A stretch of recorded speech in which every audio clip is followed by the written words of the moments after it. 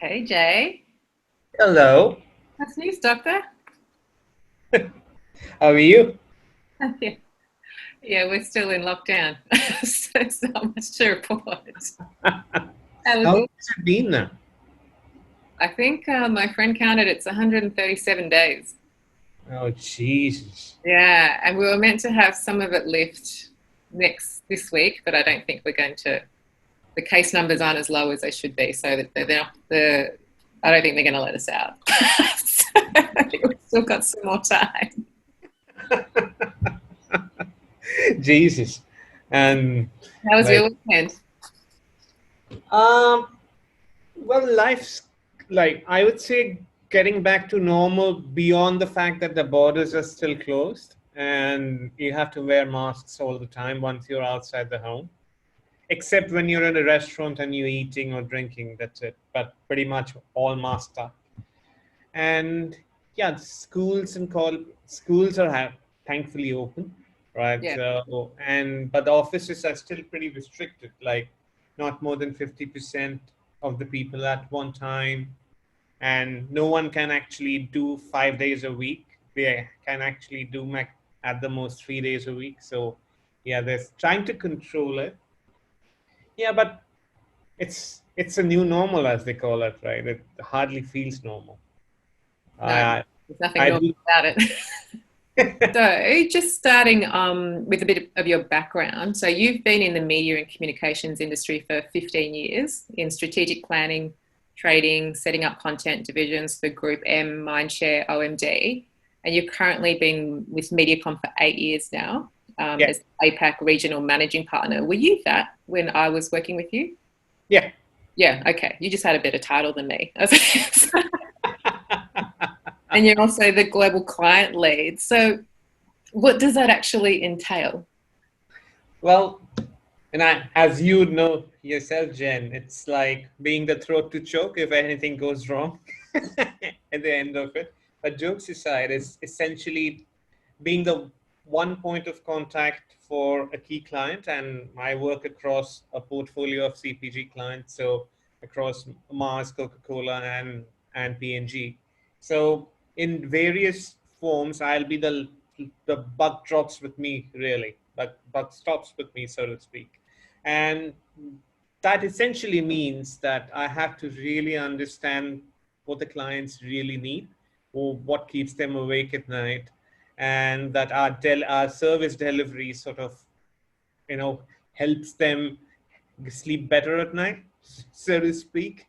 And once you understand that, it's ensuring the right people are on the business, they have a vision, and we all and to also ensure they have the support they need to do their best. And as a global or regional person, you often work through influence without authority. So it's being able to influence because of your experience, because of the relationships you've built, both on the client's end and internally, to ensure that people get to do what you want them to do and ideally give their best at it. In the end, it's all about people, right? So, Yeah. as as a very wise client told me once when I first became director, okay, Jay, from now on, it's all about people, problems, and problem people. So, So true. and and he was very right. In Yeah. the end, it's about getting understanding the people on the client side because they're humans as well, understanding people on your side, like understanding what they're good at, what they're not so good at, and just pulling them together to sort of work with each other so that you do something that you're proud of, Yeah. right? And I And the think client the client loves you for it. That's it. and it's so important right now, isn't it? Because like the problems we're having to solve are so much bigger and more complex that you really do need a partnership from, the media side, client side, as well as creative agency. Sort of needs to be Yeah. like a holy Yeah. trinity because there's so many other partners involved too. Yeah, and in a way, it's become much more complicated for the client, and that's something we need to empathize with as agency folks. Like, let's not add to the complexity that they already are in. Let's try and make things simpler for them if we can. Yeah. And I've always seen if that's the approach that we take and things end up being better than rather, putting a complicated org chart or operating process that's just, they have enough to tackle with, to be honest, than get involved with agency complexity. Yeah. Yeah. Exactly. Exactly. And it seems like Mediacom's doing something right. You've just won Media Agency Network of the Year at the Festival of Media Global Awards. APAC specifically just won 11 awards, and you've recently won the Uber account globally. And I think from your website, it says you guys have doubled in size over the last 6 years to 8,000 people across 125 offices in 100 markets globally. And you claim to have the longest tenure in any other media agency with an average of 20 years. Is that true? Well, for the senior management, it's quite true, Yeah, actually. right. But of course, there are people in the agency who are not even 20 years in the I industry. know. I was like, what? So, what do you notice in terms of, because you've obviously worked in a lot of other different media companies as well, what do you notice the key difference is at Mediacom, and why do you think that's contributing to its ongoing success? That what I really have come to appreciate is the stability at the very top. Like our current global CEO, it's his first job. It's the only place he's ever worked in, right? And a lot of the senior management have been there for more than 25 years, right? So when there is stability at the top, it starts inspiring people and give people poses to there's something definitely very attractive about the place that you want to continue to be part of, right? And you mentioned, that we've been on a good run, but you also have to remember that our industry is extremely cyclical, right? So you have a run of winning a lot of business. Inevitably, you'll also get into a situation where you're not doing so well. And I guess the strength of the agency comes through when you're not doing well, and how you pull together as a team, or as I think it's a cliche, but how we pull together more as a family when things are not doing so well or going so well in your favor. And that's when I felt that Mediacom has done really well, right? And I've like especially felt it this year when during COVID, of course, there were a lot of pressure on the business, which a lot of our clients have been impacted, right, on balance. And the first thing that we focused on was to ensure that our people are protected to the extent possible, and that if that meant take out all other costs possible to ensure that we don't have to sort of let people go unless it's the absolute last resort. And I think that approach resonates a lot, and I've seen that multiple times. uh, when we lost a big piece of business globally, and it was almost like a death blow, to speak, but we pulled together, and we sort of ensured that we come back stronger, which we did, to be honest. And and I definitely think in an industry which goes through waves, like an agency sort of which pulls together that well when things are not so good, essentially it garners a lot of loyalty, and it's some place you want to be part of, right? Yeah. Yeah. Yeah.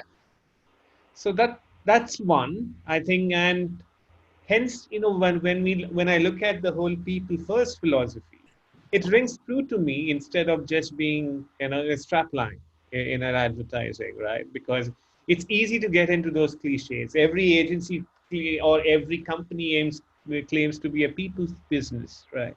But when I see those things in action, when it really comes to crunch, and I have seen the company pull through, it rings true to me, right? Yeah. And we want to continue to be part of that. Yeah. So that my perspective is how I think we've had longer tenures than on average.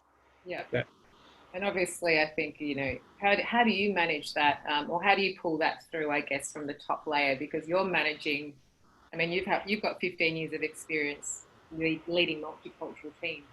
And Yeah. obviously, across the cultures, they would be affected and respond very differently. So, I mean, like you've had experience in India, in Mumbai, Bangalore, Chennai, in Indonesia, and Jakarta, and Taipei, and Singapore as well. I imagine the team reaction and the context that they're coming from to something like this would require a very different approach, or does it? Or is it just like they're all humans and, they want to hear the same things? Well, there are differences and there are commonalities, and there are more commonalities than we usually would think there are, right? Of course, there are differences in how we work in different markets, right? And difference in how we relate to clients, right? And in certain markets, the client agency relationship is very hierarchical, and that's a culture. In certain markets, coming in late and staying late is the way to do it. In some other markets, we are we're very, very clinical about when we come in, how we set deadlines, how we deliver on the deadlines. So my remit, because of the global role, pans it all, right? What I found common, and especially it's come to the fore during this COVID period, is the human stress, the human mind works pretty similarly, actually. All of like I don't think there's any exception when I talk to the markets today, they're not stressed. That right, they're worried about their families, they're worried about you know their own health, they're worried about the economy and the impact it will have on their jobs. So that's pretty common, right? And and as someone who works across those markets, you have to develop a such certain level of empathy, right? But the way you express the empathy has to be different, and it has to be culturally nuanced, right? So like if I'm talking to someone in Japan, I can't really, ask them, how is your family doing? How's your spouse doing? How are the children coping? I'll have, I'll have to gently sort of let them talk about it if they want, if they feel comfortable. So my role there is to just ensure they're comfortable in talking about what they feel they need to talk about, right? Whereas if I talk to someone in Saudi Arabia, for example, it will have to be more as you know, as a brother, right? An elder brother, and I can talk about how's your family doing? Are you able to get out? Are you worried? Is a client treating you right? Things like that, right? In Australia, of course, like it's almost like you at a pub and you're talking about, hey, like we want to get a beer, we can have a beer together. Tell me how the last meeting went. So it's the people are most similar than we think they are, but there are cultural nuances that we need to be sensitive about, right? Yeah. And it doesn't come very naturally to some people, but it's not that difficult either. You just have to be conscious about it. That's Mm. all. And what I've found especially helpful is the key thing of you being vulnerable. You being okay to be vulnerable. Like if I talk about how tense I am about my son going to college, and I'll be very honest about it to someone of a similar age group, that helps them open up as well. So it's and I found that very helpful by being okay to be vulnerable with Yeah. someone, right? And I think vulnerability helps connect people more than you'd expect. Yeah. And it's a tricky one, isn't it? Particularly when you're in a position of leadership, because there's I guess an old fashioned, well, not maybe old fashioned, but there is an element that if you're a leader, you should have your shit together. And you should be the one that everyone goes to when it's all falling apart, and you're cool, calm, and collected, and you can steer the ship um, Yeah, in a very composed manner. So I think it's I empathize with leaders because it's a fine balance, isn't it, to show the right amount of vulnerability for empathy, but yeah, also the right amount of stoicism to make your teams yeah, feel like they're safe. Which I guess leads into my next question, because on top of your day job, you're also one of the global wellness leaders for yeah. Mediacom, and also one of the global ED&I leaders. So just wanted to get your perspective on why you put your hand up for those on top of the 60 hours a week that you were working, and why it's important for you to be part of those two global work streams or initiatives. So, like, those two came about in different ways. So let me talk about the leader aspect of it. So, and it came completely from a personal experience standpoint. So I went through a period of unexpected stress and depression at the workplace, and it came after a, like, you would think that, it's when things are not going well that sort of stresses you out. It actually, I got hit by a huge strange bout of depression after a huge business win, when you think, you know you would be celebrating, and it so happened that I could hardly get out of bed. So, and that was a time where my manager, our CEO, and Sonia actually really helped me a lot. Helped me sort of counsel me into getting professional help, and I was fine in a couple of months' time. But that set me thinking, because obviously I was privileged in having access to a very senior lead or very senior leaders in our organization. And I had tenure in the organization already, where of course I was looked at as someone they wanted to retain and perform, and hence perhaps I got the attention that I did. But it set me thinking that not everyone would be that fortunate or in that position in our organization. So, and I'm sure that it happens to people or employees who are far less tenure or junior. uh, and I really wanted to find a way to sort of help them. And when I was actually researching, and I came across our UK office doing a very interesting program called "It's Okay to Not Be Okay," right? And it was led by our then UK CEO, who's our global CEO now, Josh Grafetsky. And I was I was working with Sonia to find out whether we could bring this program to Asia, and I wanted to sort of partner her in getting that in. And it's so happened that the, at the same time the Global Expo was thinking on the same lines, and this program was taken global. So when that happened, I was asked by Sonia, look, it's going global. Would you like to be part of it? I said, absolutely. And that's how it started, to be honest. So it came from a very personal experience standpoint, and I wanted to ensure that anyone in the company, or at least in this region, who needs help gets the help they really need at that point.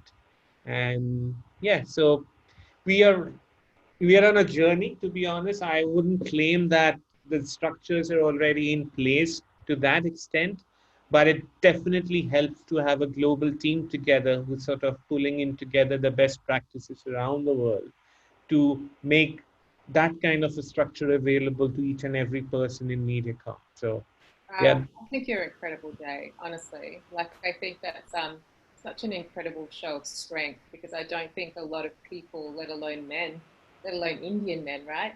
That's not something that is very, like, it's not something you'd probably put on the top of your list of going public Yeah. with, to your entire global network of leaders. So, and I just think you're phenomenal for that. And I hope that anyone that watches this has the courage to speak up if they're not okay, and reach out for help within their leadership structures. Because I think that that's the true sign of leadership, right? It's trying to pave the way for the ones that come after you, so that it can be better, so you can lead things to be better. So I think, obviously, as you said, you had the privilege of tenure and being in a leadership position. You obviously had a level of emotional maturity and, self-confidence to know that, I guess, talking about this didn't diminish your operational expertise or your acumen. Did you have any hesitations before you reached out to your team to mention it, or did you try to sort of, I'll be all right, I'll just suck it up, have a sleep in for a couple of days, and I'll be fine? Because I think it's a very common response from a lot of leaders, just to go, they'll treat themselves and go, you know what, I'll sleep until 10 a.m. tomorrow and it'll go away. or did you just Well, kind of know it was something that you had to telegraph as an issue you needed to fix and you needed their help to do it? so I think it's a testament to the leadership that we had in the region that I sort of didn't have a hesitation because I knew that it was something I couldn't handle on my own, to be honest. And I just raised my hand and said, something's not quite right. I sort of need help. Yeah, And yeah, I was given the space and some and very good advice to go and get help, which I did, to be honest. Yeah. yeah, So for full marks to my managers in the region. yeah. And I think it helps to normalize it as well to see, high functioning people that otherwise are good, just saying there's nothing wrong with me, but in terms of particularly the industry that we're in, like media and Yeah. advertising, it's just nuts.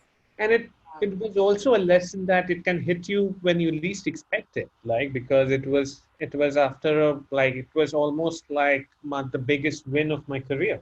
So and boom, I was down. I couldn't get out of bed. So yeah, yeah, it gives me goosebumps even when I think about it now. It's been some time since then. yeah, And one of the other things that also propelled me to sort of be part of this group was I've always had a great deal of comfort in listening and across the board, friends, colleagues, seniors, found it very easy to sort of chat with me at length and sometimes confide in me. And after a certain point, I felt I needed some training to handle some conversations, and especially sensitive conversations, because sometimes you can do more harm than good, right? Unless you know how to sort of manage a few types of conversations. So I'm, as part of this initiative, I've also sort of started and enrolled into a program which is a mental health first aid program. So, you know, whereas I have just consciously restrained myself to just listening, or rather than offer advice, because I'm not trained to do it. Like, I hope what I learn helps me handle some more sensitive conversations better and guide people to where they can get more help. So and I think that consciousness came to me when I became part of this conversation. Yeah. yeah. And you've always been great like that with people, Jay. And I think, obviously discerning the line where it should be a professional consultation with a therapist versus Yeah. where it's basically, I guess, empathetic support from a leader that's in your space and knows what you're going through. It always surprises me that when I speak to people that I've either coached or have been in my teams in the past, if I ask them, why is it that, we got along and you got so much out of me? And they often cite the simplest kindness. Like, so just even things like telling them they did a great job or noticing that they did something good that they thought wasn't going to get noticed, or just saying, I hear you, I see you, does so much.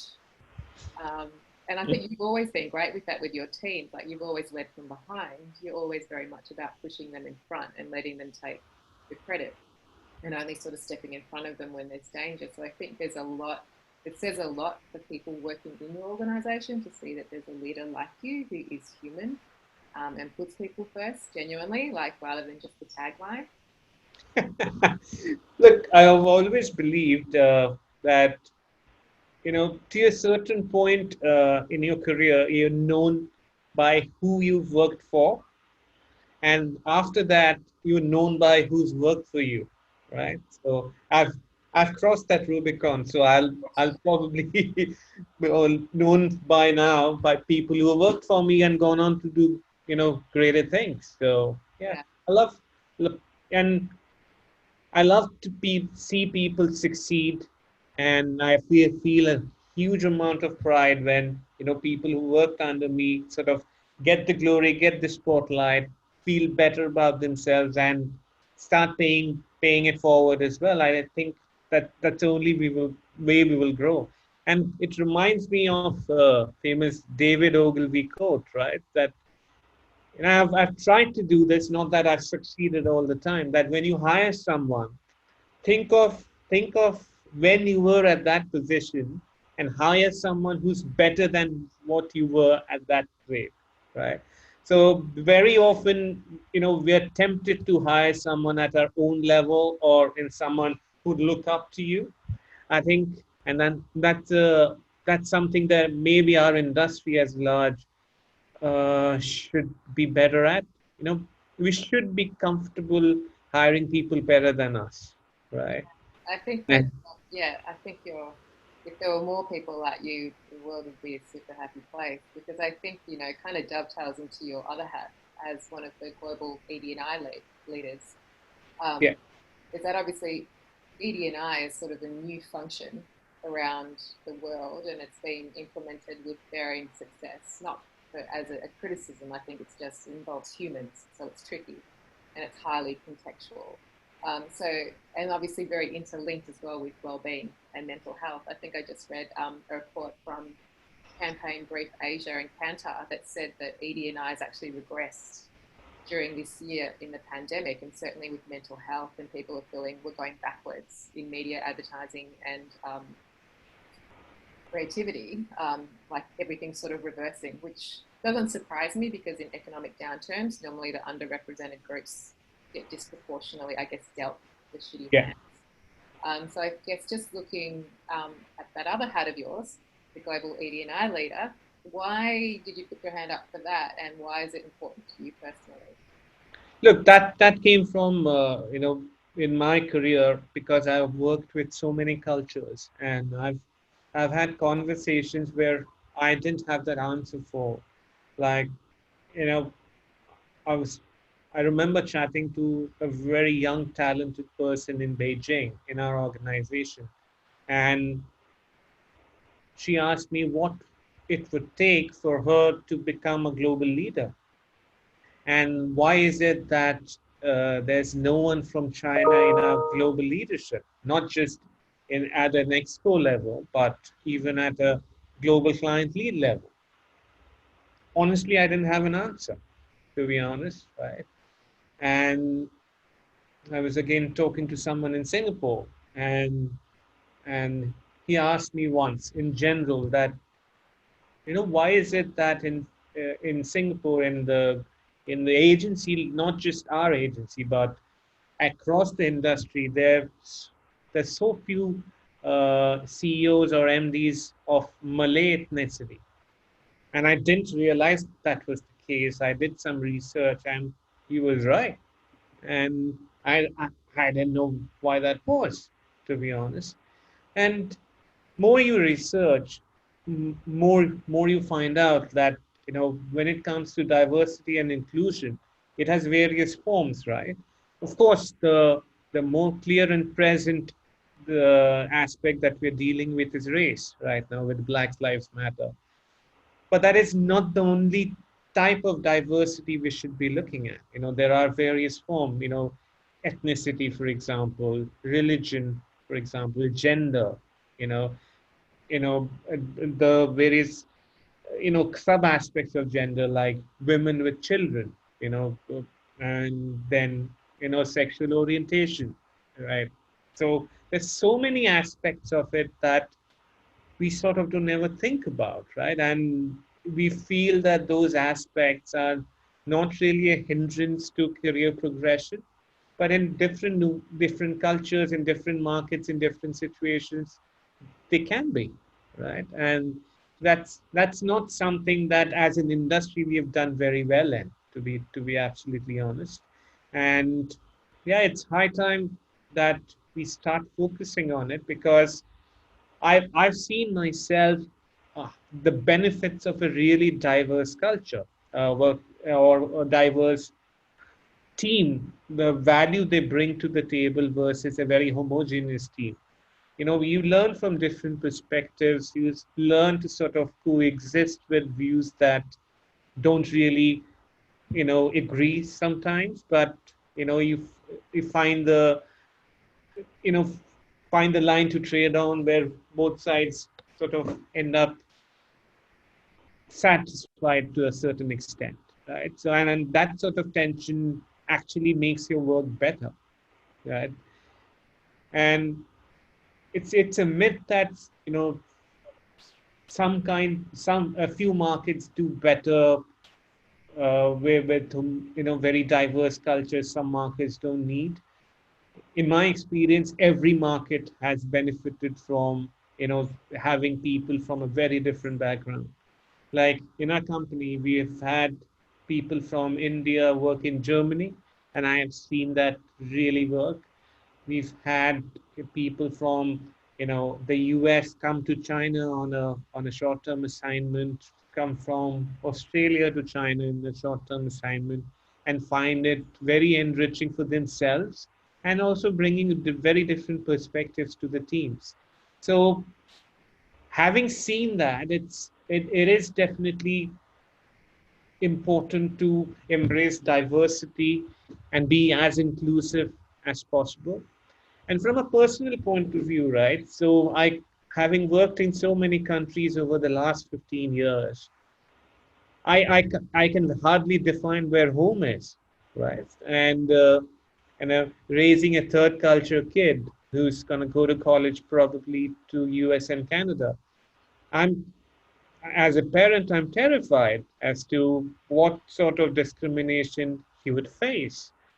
And the only way I think I can make the world a slightly better place is within my limited capability to sort of pay it forward in the company I work in, right? So yeah, so that's the background, and I was very, very, pleasantly surprised when I was put forward as a nominee from this region, and and I said, yeah, absolutely. Yeah, that's awesome. And so, in terms of like what success looks like for Mediacom in an ED&I perspective, obviously that part of that is the makeup of your talent pool, like within each Mediacom office. Is there Yeah. any other things, like any metrics that you're also looking at to make sure that you keep moving the needle in the right direction? So we there are obviously measurement is very important, right? Because otherwise you can create as many programs as you like without knowing whether it's making a tangible impact on people or not. So there are measurements that we are discussing. We haven't finalized yet. The last thing we want to make it is this group of exclusive people who create programs we don't have tangible impact. That's not that's not going to be a great use of our time and effort, to be honest. But all this is work in progress, Yeah. to be honest. Yeah, and it seems like you're pulling that thought through to the actual, I guess, the service or the products that Mediacom provides too. Because I read an article that Mediacom published recently that said by 2021, the number of brands activating against multicultural audiences um, has more than doubled, and investment will start tripling, has been tripling year on year. So as a result, you're spearheading an initiative called the New Majority Ready Coalition, with companies like Disney, Google, NBC Universal, to ensure that media investment strategies for brands include diversity, equity, and also have benchmarks to measure against. So it's just keen to get your perspective on, you just talked about your son being a third culture kid. And I always wondered from a media point of view as well, because I'm a third culture kid too. So like, and multicultural marketing tends to focus on very didactic, I guess, demographics, like are you Asian, gay, straight, what? But what happens to the audiences that are first generation migrants or refugees, or how do you sort of bake that into, I guess, an inclusive media strategy? First of all, I think as the industry which has the closest connect with the social media giants, Facebook, Twitter, TikTok, right? I think we have a responsibility to sort of work with them and ensure that they work to unite people rather than divide, and that their algorithms don't become the echo chambers of the extreme viewpoints, which unfortunately it has become of late. And I don't think they started off with that goal, but it is it is where they have reached currently. And we're part of an organization globally, which is actually funded by the WFA called GAM, like Global Alliance Against Responsible Market, Global Alliance for Responsible Marketing. So which works with organizations like Facebook, Google, Twitter to ensure that they are more inclusive in their algorithms and don't pull people apart rather than in uniting them. Of course, they have their own, you know, algorithms to sort of able to segment people and sort of allow or advertisers to target different segments. But I understand where you're coming from, and it sort of almost becomes like you target Asian separately, Hispanic separately, the African American separately. So it's almost like they become nations within a nation, right? So, but there's no easy answer for it, to be absolutely honest. We are starting to work on something called inclusive planning, which is sort of an approach towards ensuring that no message is, or no ethnicity or no ethnic group is excluded in sort of targeting. Easier said than done. So that's going to be a work in progress. There are other companies within our group which have tried, for example, a targeting option which is sort of ethnicity blind, which I think is an interesting approach to look at it. I think we are all trying to sort of, I think the entire industry has woken up to the fact that we haven't been in as inclusive as we could have been, and within our realm we are trying to be as inclusive as we can now. Now obviously there will be you know fits and starts, there'll be trial and errors, but I think I'm pretty enthusiastic from the point of view of that we have started recognizing it as a problem. I think that's always the first step to getting to a solution, right? Yeah. And I think the creative agencies have woken up to the fact in how gender stereotyping has crept in without us realizing it, right? Racial stereotyping has crept in, and we're all trying to sort of work with our clients like P&G and Unilever to make things better. But I'm an optimistic person, and I think the catharsis that we've gone through in the last 2 years is going to make things better. Yeah, I think it's definitely going to be a messy kind of evolution to get to something that's, I guess, beneficial for everyone, because there's no silver bullet involved in this. But I think certainly companies like Mediacom that have been proactive about it will be rewarded in the future, because I think there's a bunch of companies too sitting on their laurels because there isn't a punitive economic consequence yet. Yeah. But it's not yet. They're kind of looking sideways and going, oh, not everyone's doing it. I'll be right for a little bit. Yeah. But I think it's coming, and I think it comes down, for some of the execs I work with and consult to, it's a matter of integrity. It's like, yeah, we may not be getting called out for it right now, but it's the right thing to do. It's the kind of leader I want to be. It's the sort of business I want to lead. You should do it before you're required to do it, to be honest, and that's the real test of your organization. It seems pretty obvious, right? But apparently for a lot of people, there's still a lot of debate about whether or not it's even a worthwhile investment. But like you said, when you talk to companies like P&G and IKEA, it's just like, they're like, wow. Diversity and inclusion is just, it's almost not become passe, but it's a subset of a broader end game, which is about building a world and society that we all want to live in and feel like we belong in without destroying the planet. So it kind of feels like the guys that aren't on board with this conversation about ED&I as a lever or an indicator for social justice are going to get left behind pretty quickly. I think what we have learned from the likes of Mars and P&G as clients is the more people work with people from different cultural backgrounds, the more inclusive they tend to become. Yeah. And so if you've never worked with a Thai person, you would never be able to be as empathetic as you can be over a video call, right? So I think what we have done relatively better than a lot of other companies is to have a very strong internal mobility program. So, what I mentioned, and people from Singapore have gone to Germany. From Germany have gone to China. We've had people from Russia come to work to Singapore. So, I that in itself creates a lot of diversity and sort of empathy that you need to be inclusive. So it would be great if a lot of other companies develop a similar mobility program, and I think it will make the world a better place.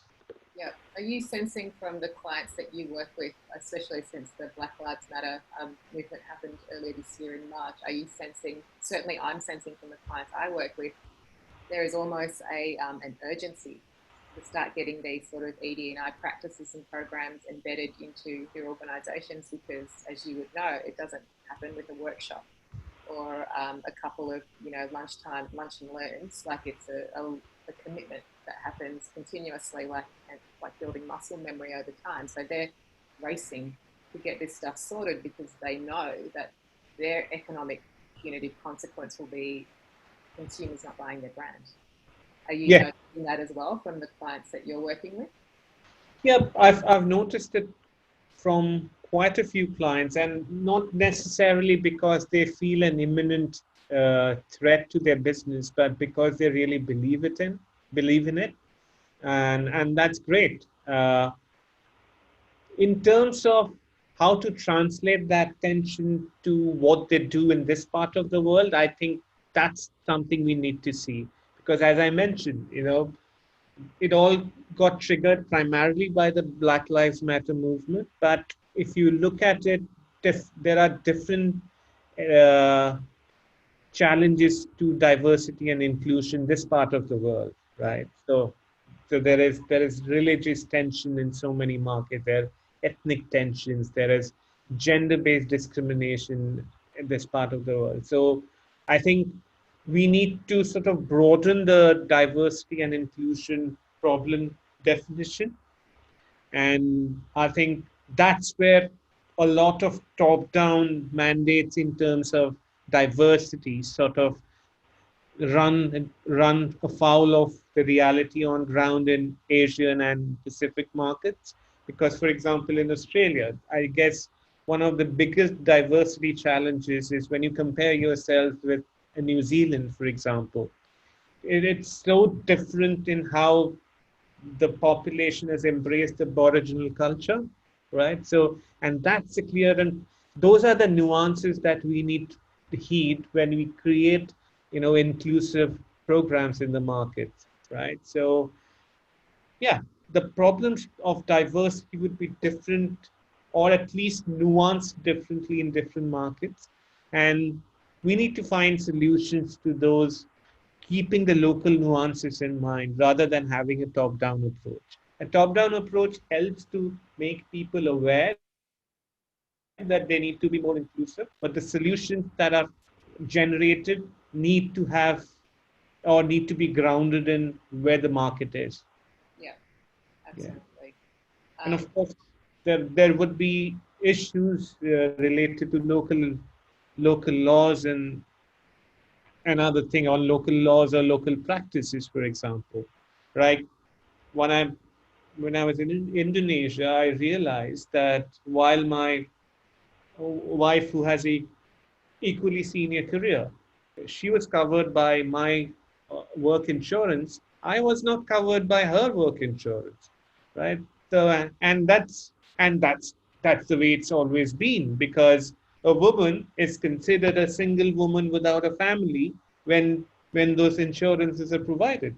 And we had we were equally senior. I couldn't figure out why that was. So these are issues that we need to tackle. These are easier solved than trying to solve ethnic inclusion. You yeah, know, yeah, let's try and be inclusive of people who already are in your organization in every sense of the word, and then let's take the next step. Yeah, start in your own backyard and then worry about everyone else. Yeah. So just obviously you're doing so many incredible things at Mediacom, and you've been in the industry for so long. And I found I didn't get to ask you about what your publication about talking to slumdog millionaires is, but we might still get to do it.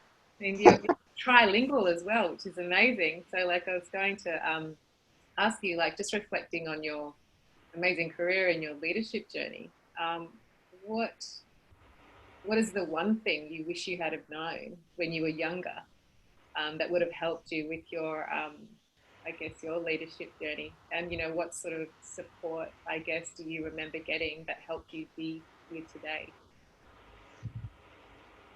If I could talk to my younger self, you know, 20 years back, I would have advised my younger self to sort of, you know, learn more from failures than I did at those point of time, and that for failures are as important as successes in progression, right?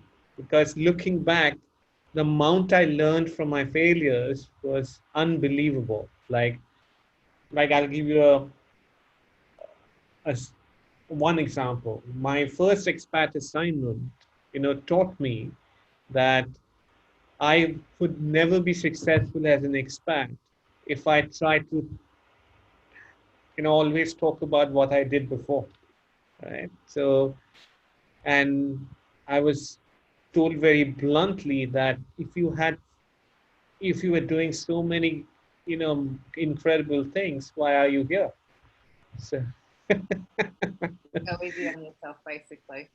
yeah, yeah. Yeah. So, and I've had, and linked to that, in terms of learning more from failures, I had amazing managers who sort of looked at me beyond my failures and gave me second chances. And sure enough, I turned things around when given a second chance. And I think, I can think of at least three situations where I probably wouldn't have recovered unless given a second chance. So that also made me or taught me that as a leader, you need to gauge the innate capability of a person and look beyond the immediate performance, because there could be other aspects that's affecting his or her performance than it, his or her capability itself. Right? Yeah. Yeah. I think what I've always liked about you is you're always just you, Dr. J.